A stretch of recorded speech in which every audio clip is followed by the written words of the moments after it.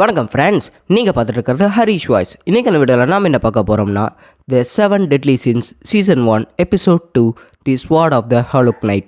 So நான் நேற்று போட்ட எபிசோடோட சேர்ந்து கண்டினியூஸாக இந்த எபிசோட ரெக்கார்டிங் பண்ணிகிட்டே இருக்கிறேன். அண்ட் அது மட்டும் இல்லாமல் எனக்கு இன்னும் கோல்டு சரியாகலை. அதனால் இன்றைக்கி இந்த வீடியோவில் மட்டும் கொஞ்சம் அட்ஜஸ்ட் பண்ணிக்கோங்க என்னோட வாய்ஸ். சரி, வளவன்னு பேசாமல் வாங்க நம்ம இன்றைக்கான வீடியோக்குள்ளே போயிடலாம். எபிசோடோட ஸ்டார்டிங்லேயே லியோன்ஸ் ஊரில் இருக்கிற அந்த கோட்டையை தான் கட்டிட்டு இருக்கிறாங்க. அண்ட் அந்த கோட்டையில் பார்த்தீங்கன்னா எலிசபெத் அப்புறம் அவங்களோட அப்பாவும் இருக்கிறாங்க. ஆனால் அவங்க ஏதோ பிரச்சனையில் இருக்கிற மாதிரி தெரியுது.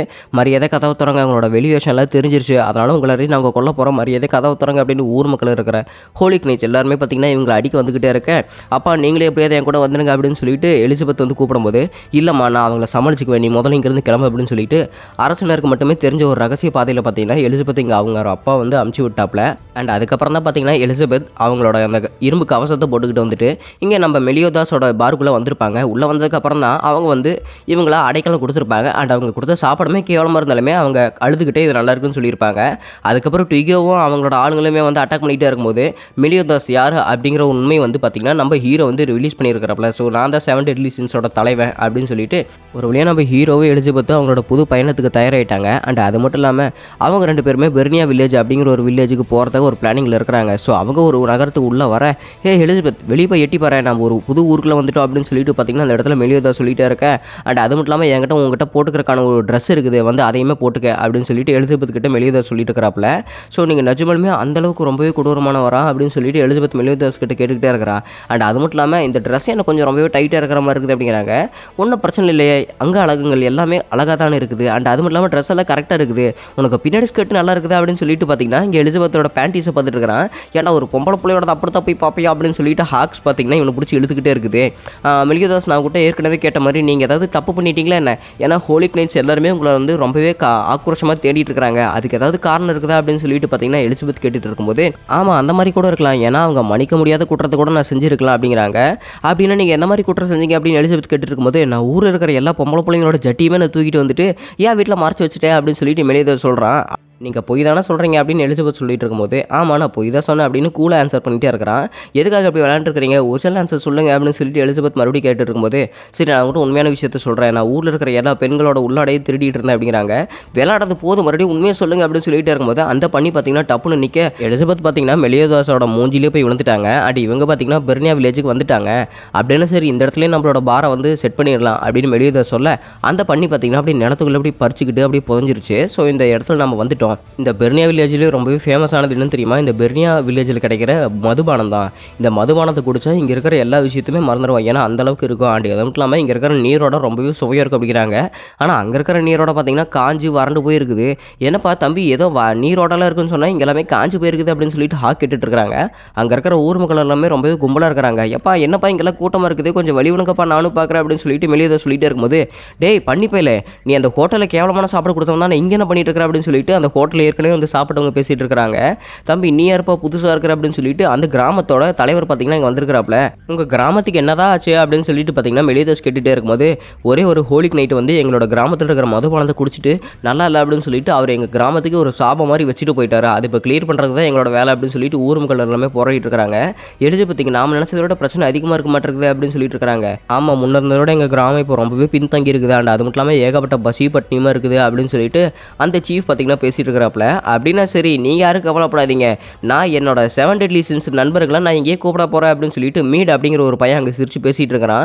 மீட் உங்கள்கிட்ட எத்தனை தடவை சொல்கிறது அந்த 7 Deadly Sinsை பற்றி இங்கே பேசிகிட்டு இருக்காத, உன்னால் கூட அவங்க எல்லாருமே இந்த மாதிரி சாபம் நம்ம கிராமத்துக்கு கொடுத்துருக்கலாம், அதனால் மரியாதைங்கிறது போயிரு அப்படின்னு சொல்லிட்டு அந்த குட்டி பையன் மேலே கல் எறியதுக்கு பதிலாக ஒரு குட்டி பொண்ணு பார்த்தீங்கன்னா மெலியோதாஸ் முகத்திலேயே பார்த்தீங்கன்னா கல் எறிஞ்சிட்றா.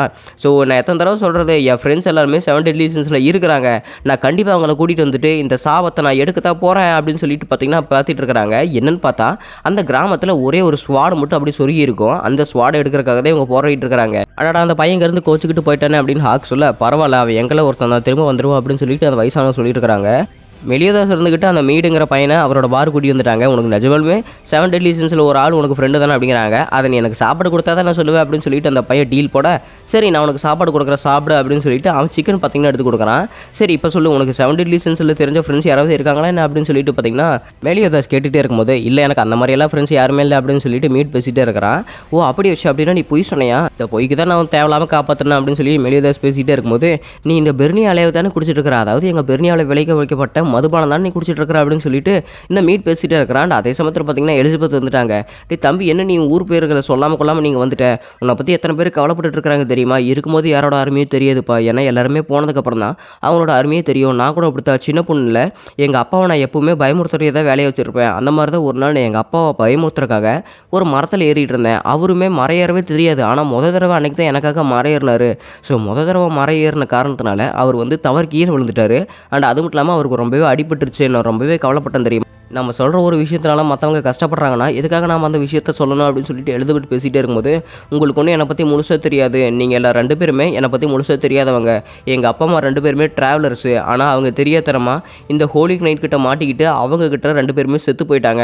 அவங்க செத்ததுக்கப்புறம் இந்த ஊர்க்காரங்க தான் என்ன அவங்க பிள்ளையை எடுத்து வளர்த்திக்கிட்டு இருக்கிறாங்க. என்ன தான் என்ன பொது பிள்ளையை எடுத்து வளர்த்துனாலும் அவங்கள ஒருத்தர என்னை யாருமே சேர்த்துக்கல. எனக்கு எல்லாருமே யாரோ பிச்சை போடுற மாதிரி சாப்பாடு அப்படி போட்டுட்ருக்கிறாங்க.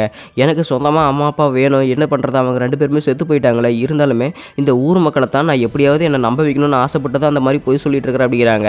இருந்தாலும் எதுக்காக அந்த மாதிரி சொல்கிறேன் அப்படின்னு சொல்லிட்டு எழுத்து கேட்டுகிட்டே இருக்கும்போது, ஏன்னா அந்த ஹோலி நைட்ஸ் எனக்கு சுத்தமாக பிடிக்கல, ஏன்னா அவனுங்களால தான் எங்கள் ஊர் எப்படி நாசமாக போனது அப்படின்னு சொல்லிட்டு ஒரு ஃப்ளாஷ்பேக் கட்டிட்டு இருக்கிறாங்க.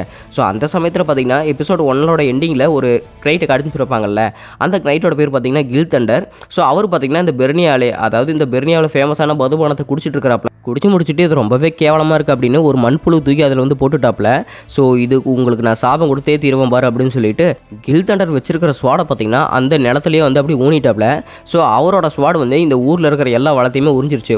ஓ, அப்போ அதனால தான் நான் வர வழியில் எல்லா செடி கொடியுமே காஞ்சிருந்துது. அண்ட் அது மட்டும் இல்லாமல் நீர் இலையெல்லாமே வற்றி போயிருந்ததா அப்படின்னு சொல்லிட்டு நம்ம மெலியோதாஸ் கேட்டுகிட்டே இருக்கிறான்.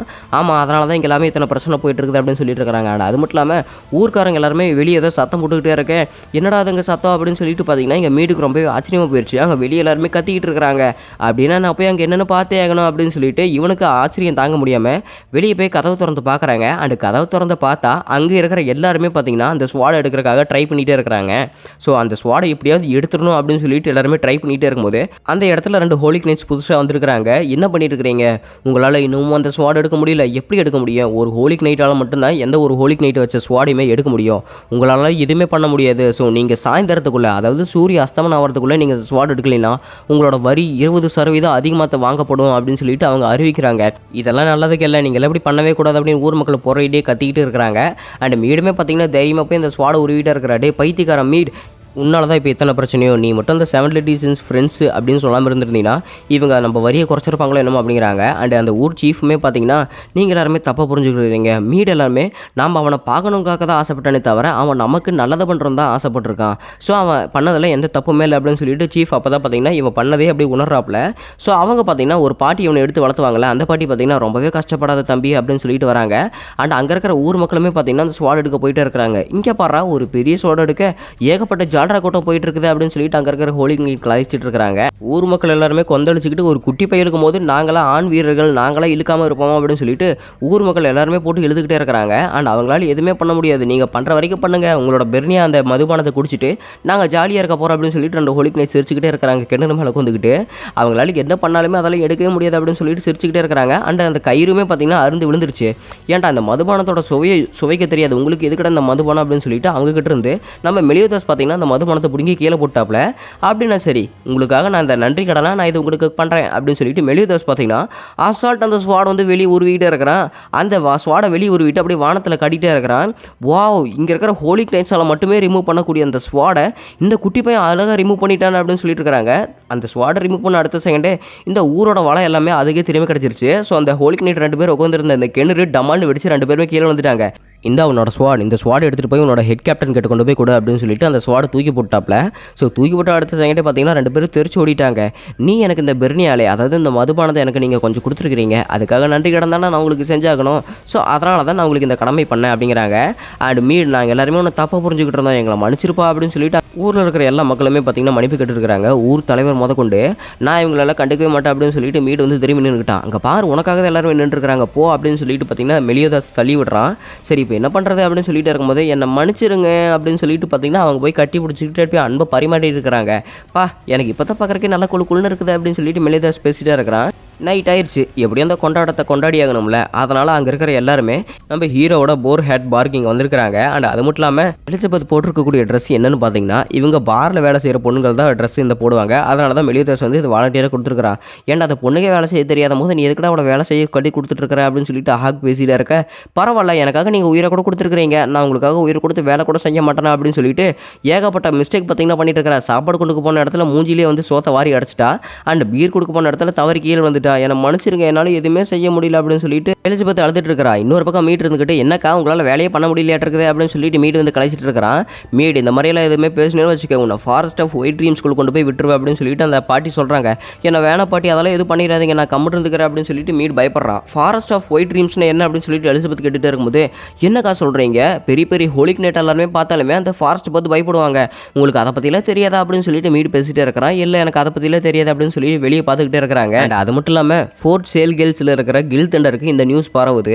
பரவன அடுத்த செகண்டே பார்த்தீங்கன்னா, ஓ அவங்க அந்த மாதிரி பண்ணிட்டாங்களா அப்படின்னா சரியா, நாங்கள் என் வேலையை காட்ட வேண்டியது அப்படின்னு சொல்லிட்டு கில் தண்டர் பார்த்தீங்கன்னா வெளியே நடந்து வந்துட்டு இருக்காங்க. அண்ட் அது மட்டும் இல்லாமல் வெளியே இருக்கிற ஒரு சிப்பாய் கிட்ட இருந்து அந்த ஸ்பியரை வந்து வாங்கிட்டாப்ல. ஸோ வாங்கின அடுத்த செகண்டே இங்கேருந்து பெர்னியா வில்லேஜ் எத்தனை மைல் இருக்கும் அப்படின்னு சொல்லிட்டு அங்கே ஒரு சேனாதிபதிகிட்ட கேட்குறாப்ல. அது இங்கேருந்து ஒரு 7 மைல் இருக்குது சார் அப்படிங்கிறாங்க. அண்ட் அது மட்டும் இல்லாமல் அவரோட கில் தண்டர் பவர் இருக்குது பார்த்தீங்களா, தண்டரை பார்த்தீங்கன்னா அந்த ஸ்பியருக்குள்ளே இறக்கிட்டாப்ல. இறக்குன அடுத்த செகண்டே சரி இங்கேருந்து 7 மைல் இருக்கும்ல அந்த பெர்னியா வில்லேஜ், இப்போ நான் அந்த இடத்துக்கு அனுப்புகிறேன் பாரு அப்படின்னு சொல்லிட்டு ஸ்பியரை வந்து தூக்கி போடுறாப்ல. அது பார்த்தீங்கன்னா அப்படியே தண்டர் ஸ்பீடில் வேகமாக போயிடுச்சு. ஸோ இங்கே நம்ம மெலியோதாஸுக்கு பார்த்தீங்கன்னா ஏதோ வந்த மாதிரி ஃபீல் ஆகுது. ஸோ இங்கே மெலியோதாஸ் பார்த்தீங்கன்னா அவர் பாட்டுக்கு சாரை ஊற்றி கொடுத்துட்டுருக்கிறாப்ல. மெலியோதாஸ், நீ நிஜமாலுமே அந்த பொண்ணு இங்கே தான் வேலைக்கு வச்சுக்க போறியா, ஏன்னா இங்கே நிறைய சாப்பாடு மீதி ஆகுது, நான் தின்னு எனக்கு வயிறு தான் பெருசாகுது, நிஜமாலுமே அந்த பொண்ணு எதுக்காக நீ இப்படி வேலைக்கு வச்சிருக்கிற அப்படின்னு சொல்லிட்டு இருக்கும்போது, சரி நான் கொஞ்சம் நேரம் வெளியே போயிட்டு வரேன் அப்படின்னு சொல்லிட்டு மெலியோதாஸ் இங்கிருந்து வெளியே போயிட்டாப்ல. ஸோ உனக்கு வேலை செய்ய முடியலையா என்ன, நீ அந்த அளவுக்குலாம் ரொம்ப கஷ்டப்பட வேணாம் அப்படின்னு சொல்லிட்டு பார்த்தீங்கன்னா இங்கே மெலியோதாஸ் பேசிகிட்டே இருக்கிறான். இல்லை நான் மன்னிச்சிருங்க, நீங்கள் உயிரை காப்பாற்றினீங்க, இருந்தாலுமே எனக்கு உங்களோட வேலை கூட செய்ய தர முடியலையே அப்படின்னு சொல்லிட்டு எலிசபெத் அழுதுகிட்டே இருக்கிறான். அண்ட் மெலியோதாஸ் பார்த்தீங்கன்னா அந்த ஸ்பியரை தான் தேடிட்டு இருக்கிறா. சரி அதை எந்த பக்கம் வரும் அப்படின்னு சொல்லிட்டு அவன் பார்த்துக்கிட்டே இருக்கிறான். நான் எந்த வேலைக்குமே உபயோகப்பட மாட்டேன், நான் வந்து எந்த ஒரு விஷயத்தை எடுத்து நடத்தினாலுமே என்னால் எதுவுமே பண்ண முடியுது அப்படின்னு சொல்லிட்டு இருக்கிறாங்க. அப்படின்னா நீ என்ன பார்த்துருக்க முடியாது, நீ 7 டெட்லி சின்ஸை பார்க்கணும்னு ஆசைப்பட்டேன், நீ என்ன பார்த்துட்டீல, ஸோ நீ உன்னோட வேலையை கரெக்டாக செஞ்சுட்டு தான் இருக்கிற அப்படின்னு சொல்லிட்டு பார்த்தீங்கன்னா மெலியோதாஸ் வந்து வானத்தையே பார்த்துட்டு இருக்கிறான். ஸோ கரெக்டாக இந்த இடம் தான் அது வரப்போகுது அப்படின்னு சொல்லிட்டு இருக்கும்போது அந்த ஸ்பியர் வேகமாக வர மெலியோதாஸ் அதை கையில் பிடிக்க அந்த ஸ்பீடுக்கு ஏற்ற மாதிரி மெலியோதாஸ் பின்னாடி இழுத்துக்கிட்டே போயிட்டு இருக்கிறான். மெலியோதாஸ் உங்களுக்கு எதுவுமே ஆகலையே அப்படின்னு சொல்லிட்டு எலிசபெத் கூப்பிட்டுட்டே இருக்கும்போது ஊர் வரைக்குமே பார்த்தீங்கன்னா அந்த ஸ்பியர் வந்து இழுத்துக்கிட்டு போயிட்டே இருக்குது. நம்ம ஹீரோ சும்மா விடுவானா, அந்த ஸ்பியரை இழுத்து பிடிச்சிக்கிட்டு அவனோட ஃபுல் த்ரோட்டலில் பார்த்தீங்கன்னா அதே ஸ்பியரை வந்து திருப்பி அனுப்புகிறான். அண்ட் அது மட்டும் இல்லாமல் இங்கே இவருக்கு வந்து ஏதோ ஃபீல் ஆகுது, ஸோ அந்த ஸ்பியரை யாரோ பிடிச்சிட்டாங்க அப்படிங்கிற மாதிரி. அண்ட் அது மட்டும் இல்லாமல் அதே ஸ்பியர் பார்த்தீங்கன்னா திருப்பி இங்கே நம்ம கில்தண்டரோட ஃபோர்ட்லேயே வந்து அடிக்குது. ஃபோர்ட் பார்த்தீங்கன்னா தர மட்டம் ஆயிடுச்சு. அண்ட் ஹோலிக் நைட்ஸ் பார்த்தீங்கன்னா கில்தண்டர் இருக்காரா இல்லையான்னு தேடி பார்க்கறதுக்காக அந்த புகை மூட்டத்துக்குள்ளேயே போய்கிட்டே இருக்கிறாங்க. கில்தண்டர் உங்களுக்கு எதாவது ஆயிடுச்சா அப்படின்னு சொல்லிட்டு அங்கே 2 பேர் கேட்குறாங்க. இன்னொரு பக்கம் பார்த்தீங்கன்னா கில்தண்டரோட காதுகிட்டே பார்த்தீங்கன்னா அவர் வந்து ஸ்பியரை விட்டுருப்பாப்ல. அப்படின்னு அந்த 7 டெட்லி சின்ஸோட ஹெட்டு மெலியோதாஸ் இன்னும் உயிரோட திறக்கிறியா அப்படின்னு சொல்லிட்டு கில்தண்டர் பேசிகிட்டு இருக்காப்ல. மெலியோதாஸ் உங்களுக்கு எதுவுமே ஆகலையா அப்படின்னு சொல்லிட்டு எலிசபெத் ஓடி வந்துட்டு இருக்கிறாங்க. ஸோ நம்ம இங்கே இருந்தாலுமே இந்த ஊர் மக்களுக்கு தான் பிரச்சனையாக இருக்கும்னு நினைக்கிறேன், அதனால் நம்ம எப்படியாவது இந்த இடத்த விட்டு சட்டு போட்டு காலி பண்ணியாகணும் அப்படின்னு சொல்லிட்டு இருக்கிறாங்க. அப்படின்னா என்னால் தான் உங்கள் எல்லாத்துக்குமே இத்தனை பிரச்சனை வந்துட்டு இருக்குதுல்ல அப்படின்னு சொல்லிட்டு எலிசபெத் பேசிட்டு இருக்கிறான். உன்னால எந்த பிரச்சனையுமே இல்லை, நான் இங்கே இருக்கிறேன்னு அவங்களுக்கு தெரிஞ்சு போச்சு, அதனால் நம்ம என்னோட இன்னொரு ஃப்ரெண்டு, அதாவது என்னோட இன்னொரு டீம்மேட்டை தேட போகிறோம். ஆமாம் எலிசபெத், நீ சொன்ன மாதிரி எனக்கு இன்னொரு ஃப்ரெண்ட்ஸ் எங்கே இருக்காங்கன்னு தெரியும், அதனால தான் நம்ம போய் அவங்கள தேடலாம் அப்படின்னு சொல்லிட்டு வெளியே சொல்கிறாப்ல. அது மட்டும் இல்லாமல் எலிசபெத்துக்கு ரொம்ப சந்தோஷம், ஏன்னா இன்னொரு 7 டெட்லி சின்ஸ் மெம்பரை கண்டுபிடிக்க போகிறாங்களே, அதனால் அதோட பார்த்தீங்கன்னா இந்த எபிசோடு முடிக்கப்பட்டதே.